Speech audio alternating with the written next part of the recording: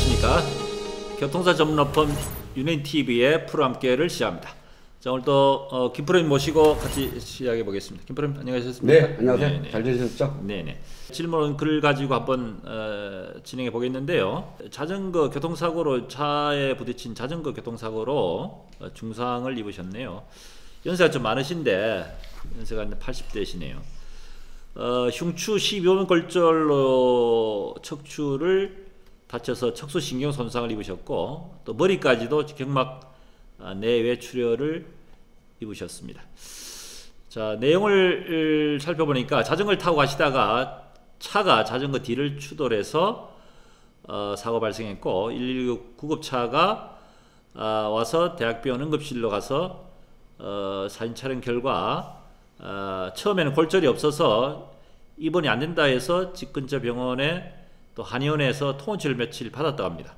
그러다가 통증이 점점 심해져서 엄청난 급식한 통증을 밤에 119 구급차 불러서 대학병원 응급실에 가서 MRI CT를 찍어본 결과 흉추 12번 골절로 척수 손상으로 신경마비 증상이 왔다.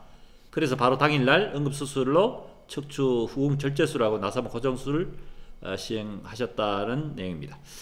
수술 후에 지금 배변과 배뇨장애가 있고 다리 감각이 있으나 발가락만 약간 움직인 상태다. 수술 후에 지금 피부 괴사도 와서 성형외과에 수술까지 하셨네요. 자, 그리고 지금 재활 치료를 시작했고 혼자 전혀 자력 보행이 안 되는 상태로 계십니다. 24시간 현재까지 지금 간병인을 두고 계시고 있고요. 역시 보험회사에서는 결국 약관 규정 60일까지 간병비를 아마 지급을 하고 그 후에는 간병 부분에 대한 해결 방안이 없어서 상당히 지금 고심을 하고 계신 상태입니다.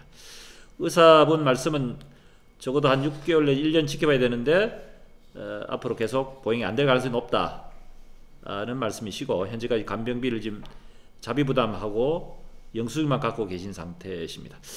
자, 그런데 이제 보험사 측에서 가지급을 더 추가적으로 요청하려면은 일단 의료 관련 자료, 뭐 진단사 수술 기록지라든지 영상 CD 같은 자료를 요청을 지금 하고 있다고 하십니다. 자, 그래서 질문 내용이 지금 몇 가지 올리셨는데 첫 번째 보험에서 요구하는 자료를 제출해야 되는지 아니면 진단서만 제출해야 되는지에 질문하셨네요. 간단하게 답변해 주시겠습니까? 네, 이분 같은 경우는 가지금 받기 위해서는 이제 진단서를 기본적으로 드려도 상관이 없습니다. 제일 중요한 거는 이제 네 번째 영상 검사 CD, 영상학과에서 촬영한 그 CD하고 그 다음에 검사 결과지는 드리지 않는 것이 좋겠습니다. 이 부분을 드리면은 그 사람들 목적은 가지급을 해준다는 목적으로 이제 자기네들이 그 보험에서 어느 장부를 받을 수 있고요. 또는 다른 목적으로 또 상할 가능성이 매우 높기 때문에 진단서와 초진 기록 정도는 뭐 응급 기록지 정도는 이제 상해로 발생했다는 부분을 보험회사에서 보여주기 위해서라도 그거는 뭐 드려도 크게 문제 될 것은 없습니다. 네. 지금 그다음 질문 내용이 조금 좀 쟁점이 되는 내용이고 이게 아마 좀 문제될 것 같은데 지금 그다음 질문 내용이 지금 아마 이분이 검사상에 강직석 척추염이란 진단을 지금 아마 받으신 것 같네요. 이게 지금 사고 전까지 강직석 척추염 진단이나 치료를 받은 사실이 없는데 영상 판독에서 추정 진단으로 지금 언급이 되어 있다. 그런 말씀이십니다. 그러면은 보험사에서 기한증이 있다고 치료비에 다른 보상을 덜 주려 하는 것은 아닌지 추정 진단이 말 그대로 추정인데 법적 효력이 있는지 이렇게 지금 질문하셨는데 간단하게 한번 답변 주시겠습니까? 이분 같은 경우는 연세가 80대입니다. 네. 84세예요. 네. 가끔 젊은 층도 이게 척추가 좀 휘어진 분들 계세요. 이제 구부정하다 그러죠. 네네. 구부정하고 이제 근데 특히 연세 계시고 시골에 계신 분들은 이제 이 척추가 조금 이게 S자가 돼야 되는데 좀 일자식으로 좀 이게 좀 뼈가 굳어져 있다 그래야 되나? 이게 척추가 휘어지고 상태가 아니라 일자로 굳어져 있다 보니까 이렇게 구부정하거든요. 이렇게 구부정해서 뭐 다니신 분들이 있거든요. 강직성 척추염은 그 부분이 이제 척추 질환하고 상당히 연관이 있다고 의사들은 이야기하고 우리나라 그 대학병원도 사실 이 전문의는 많지 않습니다. 이 수술하거나 치료받는 사람들이 그렇게 많지는 않더라고요. 보험회사에서 지금 현재 이걸 요구하는 것은 이제 이 환자가 사고로 일어난 것은 맞지만 신체 자체가 좀 구부정하게 그렇게 되어 있는 상태가 아닌가. 그러다 보니까 이제 보험사 입장에서는 저분은 구부정하니까 강제 척수염이 있겠다. 그 다음에 의사 입장에서는 엑스레이상 찍어보니까 이거는 보인다. 물론 교통사고 이전에 일상생활에 불편이 없고 다니는 데는 아무 문제가 없다 치더라도 그 부분이 이제 어쨌든 간에 엑스레이상에 이제 척추 관련해서 아프다고 하니까 촬영한 이후에 의사가 봤을 때는 이거는 척수에 대한 그 강직성이 있습니다. 이런 부분은 아마 설명을 했던 것 같습니다.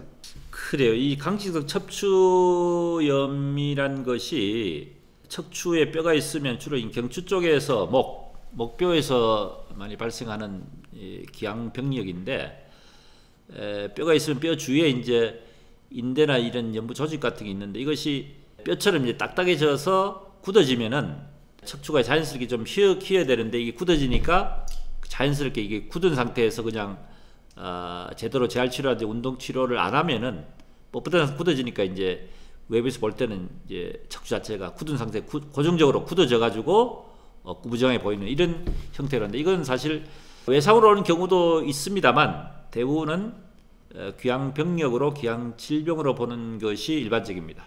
그래서 아마 이 병명으로 인해서 검사상이 나타났다면은 이 부분은 반드시 보험사 측에서 의료 자문 형태에서 기항증에 대한 부분을 가지고 피해 보상에 상당히 문제 제기를 할 가능성이 아주 높습니다. 이거는 그냥 간단한 문제가 아닌데, 지금 연세가 고령이 돼서 피해 보상에 있어서 상당히 지금 쟁점도 있고 소송에 대한 부분이 필요할 수 있는데, 아마 이 사건은 조금 의료 관련 자료를 전문가의 면밀한 검토를 통해서 소송 실익을 판단해 볼 그런 필요가 있는 것 같습니다. 아무튼 기왕증이 만약에 이게 잡히게 되면 전체 손해주에 다 공제가 되기 때문에 치료비 포함해서 그건 그냥 단순하게 그냥 보험사에 자료 제출한다든지 이렇게 해서 해결할 문제는 전혀 아닌 것 같습니다. 자, 다른 질문, 마지막 질문으로 지금 넘어갈게요. 지금 중상해 사고 경우에 형사비가 필요하다고 하는데 저희도 해당이 되는지요? 라고 물으셨네요. 처음에는 중상이 아닌 것 같았으나 현재는 중상해 사고와 같은 상황이 됐다라고 해서 중상해 건에 대한 형사비 관련된 질문이신데 어떻습니까? 일단은 중상의 현재 상태의 의사 소견을 받아야 되겠죠. 네. 현재 시점에서 의사한테 재판단을 요구해야 될 것 같습니다. 그래요. 이 중상해에 대한 부분이 지금 형사적으로는 교통사고 처리 특례법 상에 사망, 뺑소니 또 시비강목 사고 외에 중상해 사고도 형사처벌 대상이 되는 사고로 명시되어 있기 때문에 중상해로 많이 된다면 가야지 형사처벌 대상이 되겠죠. 자, 그러면 지금 이제 형사 민사 부분을 따로 분리해 생각해 볼 필요가 있는데, 민사 부분은 말씀드렸다시피 기항증이 있으면 기항증 기여되어야 되는 부분을 가지고 보험사 측에 민사 손해배상에서 다퉈야 되는데, 그거는 민사적인 손해배상에 대한 영역이고, 형사는 지금 현재 어쨌든 기항증이 좀 있다고 하더라도 현재 교통사고로 인해서 지금 현재 전신마비가 왔다면은 이거는 기항증이 좀 있다 하더라도 사고로 인해서 지금 악화돼서 이렇게 나온 거기 때문에 이건 현재 중상해로 처리하는 데 큰 문제는 없을 것 같거든요. 단 담당 주치의가 중상해 소견서를 낼 때 어떻게 이제 기재를 하느냐에 따라서 문제 제기될 수 있는 여지는 있습니다.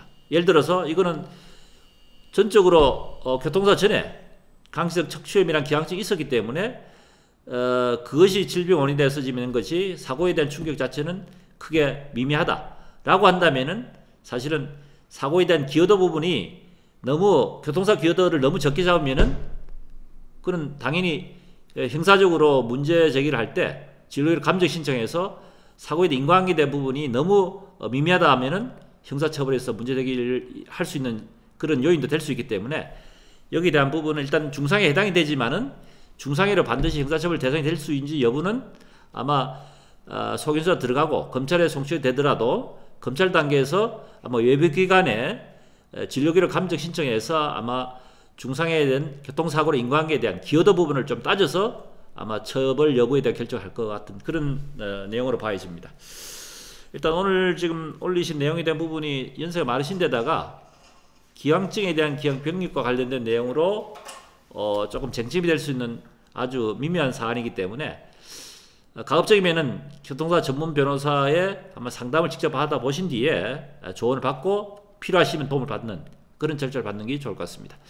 자, 오늘도 우리 김프로님 모시고 윤회님 올려주신 질문 답변 글을 가지고 한번 풀어보는 시간을 가졌습니다. 김프로님 수고하셨습니다. 네. 네, 다음 시간에 다시 뵙도록 하겠습니다.